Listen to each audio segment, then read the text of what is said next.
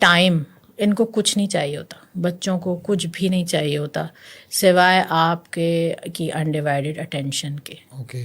وہ ٹھیک ہے خواہشیں اپنی جگہ ہوتی ہیں اور ہر پیرنٹ کوشش کرتا ہے، مگر یہ خواہشوں کا سلسلہ تو اتنا ان لمیٹڈ ہے کہ آپ کتنی بھی کوشش کر لیں ایسا نہیں، ایک ختم ہوتی ہے دوسری ختم ہوتی ہے، اور خواہشیں اور خواب اور یہ ساری چیزیں ہی آپ کو موٹیویشن بھی دیتی ہیں آگے بڑھنے کی.